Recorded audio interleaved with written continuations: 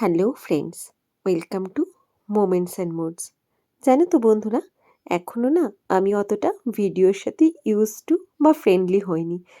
তাই অর্ধেক কাজ হয়ে যাওয়ার পরে মনে পড়ে ভিডিও অন করার কথা। এই যেমন আমি কালকে ডিনারের জন্য বানিয়েছিলাম কোরিয়ান্ডার চিকেন। প্রথমে আমি ধনেপাতা ধুয়ে আর্ধেক কেটে ফেলার পরে মনে পড়েছে এ বাবা যা, ভিডিও করলাম না তো, তখন ভিডিও শুরু করেছি। অলরেডি তোমরা সবাই আমার ডায়েট জার্নির কথা জেনে গেছো, তো রাতের প্রিপারেশনটা আমি দিনের মধ্যেই করে রাখছি। কাল রাতের ডিনারে আমি কোরিয়ান্ডার চিকেন খেয়েছিলাম। আর আমি যেহেতু একটু কুড়ে ল্যাথখোর পাবলিক, তো আমি খুবই সিম্পল ওয়েতে বানিয়েছিলাম। সেই রেসিপিটি আজকে তোমাদের সাথে শেয়ার করব। প্রথমে কোরিয়ান্ডার ধুয়ে কেটে নিয়েছিলাম, তারপরে তার মধ্যে জিঞ্জার, রসুন অ্যান্ড লঙ্কা দিয়ে ওটাকে একটা ফাইন পেস্ট করে নিয়েছিলাম। ভীষণ ইজি, তোমরাও বাড়িতে করতে পারো। আমি সকালবেলায় ম্যারিনেশনটা করে রেখেছিলাম যাতে রাত্রে করতে হেল্প হয়। আর অনেকক্ষণ ম্যারিনেশনে থাকলে চিকেনটা ভীষণ সফটও হবে আর কুকটাও তাড়াতাড়ি হয়ে যাবে। আর এদিকে দেখো, আমার মতো এলোমেলো পাবলিক দইয়ের প্যাকেট কেটে তার প্যাকেটটা চিকেনের মধ্যেই ফেলে দিয়েছে। তো আর কিছুই না, প্রথমে দিয়েছিলাম টক দই, দেন লবণ, আর দেন গরম মশলা। গরম মশলার গন্ধটা কিন্তু আমার ভীষণ ভালো লাগে, কস্তুরি মেথি, আর দিয়েছিলাম একটু ব্ল্যাক পেপার ক্যাচের।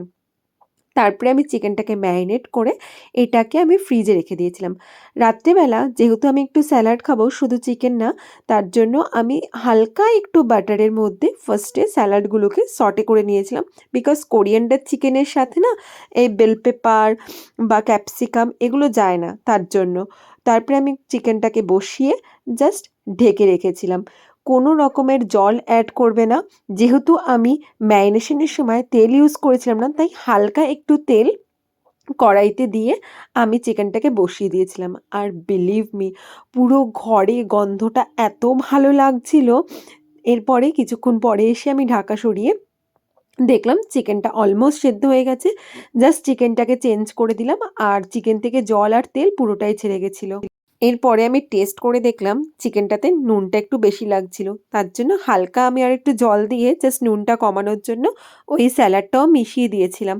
খেতে কিন্তু ভীষণ টেস্টি হয়েছিল। ডায়েটের খাবার কিন্তু মোটেও সাদামাটা হয় না, বরঞ্চ খুব টেস্টি হয়। আজকের ভিডিওটা এত অবধি।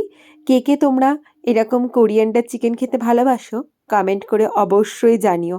যদিও নিজের করা রান্না আমার একটু বেশিই টেস্টি লাগে, গরমটাই মুখে পুড়ে দিয়েছিলাম আর মুখটা গেছিল পুড়ে। ভিডিওটি ভালো লাগলে লাইক অ্যান্ড সাবস্ক্রাইব করে দিও।